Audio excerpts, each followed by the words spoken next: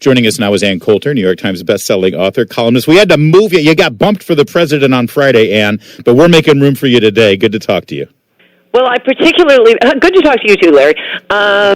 I particularly liked the guy at the press conference. You must know who he is, some showboating idiot who kept shouting out, "Does the buck stop here? Does the buck stop here?" What does that mean?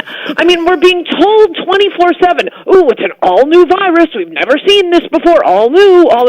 How is the president supposed to magically have the antidote to it? Yeah. Well, it's because, sadly, this is a news media, Ann, that has been reoriented, retooled, and staffed up and focused for the last 3 years on one goal and one goal only, and that is to destroy this president, I think. And now they're using the virus or coverage of the virus in the same ends. I sort of think that's true. I mean, you can... I put it this way... Okay, I do think this is totally an overblown panic, but let's pretend I didn't just say this. Maybe it is, maybe it isn't. Ooh, it's a new virus, we don't know. If this came up and a president they liked was President Obama, would they be more likely to overplay it or underplay it? Ebola, that's your little hint. Yeah, exactly. That's your hint on the answer. Yeah, Ebola, or as Joe Biden says, N1H1. Yeah. Right. No, he said the virus from Africa. The virus from Africa, yes, exactly, which is kind of xenophobic. Fine. Yeah. It is fine. And if, just hypothetically, this were just... I mean, every year the flu is different. The influenza viruses are different. That's why they have to come up with the new, what's the flu vaccine?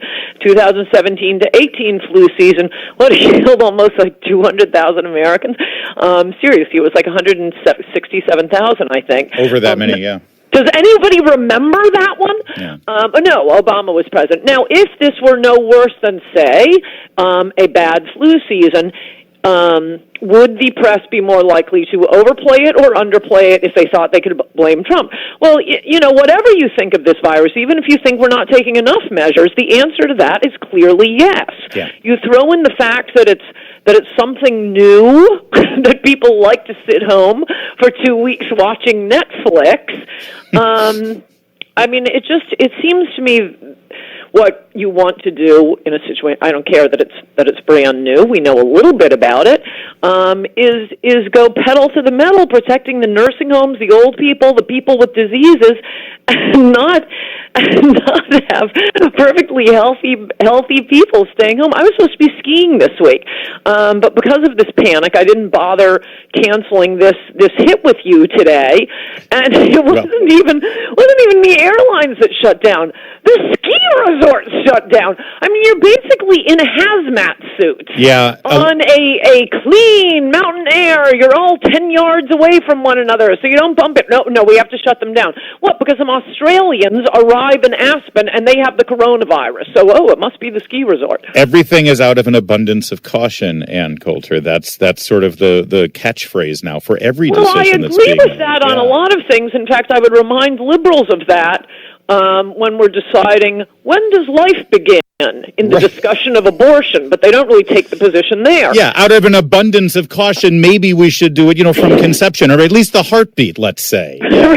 Right. Let's err on the side of life. Sorry about the horrible inconvenience, which I admit is a horrible inconvenience. But here, they're not even acknowledging the horrible inconvenience. Everything in life is a trade-off, and wiping out trillions of dollars in people's accounts, in what they're being paid, in what the economy is doing.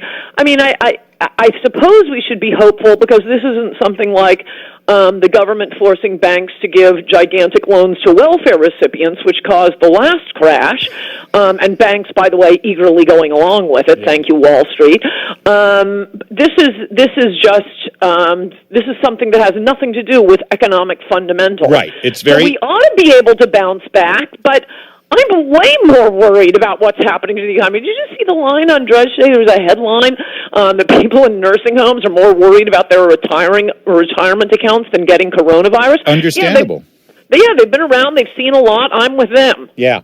And I only have a minute left, but I did think of you when I saw it. Vice President Biden last night in the debate. I've never seen a person run for president in a debate say, in my first 100 days, I will willfully tell the Justice Department and Homeland Security to ignore federal law when he said he would not deport anybody. I mean, he wants to be president. He's going out there saying, I'll ignore the law.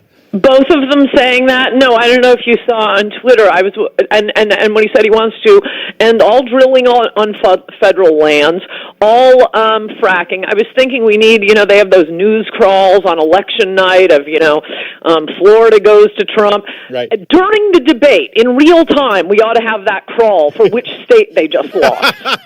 Every oil state, for sure. I think it's off the table. You're right. All right. We got sadly, this news cycle is insane, Ann, and I don't have any more time because we got so much going on. I think we got a lot out that. It's always good to touch base with you. Take care. Bye-bye.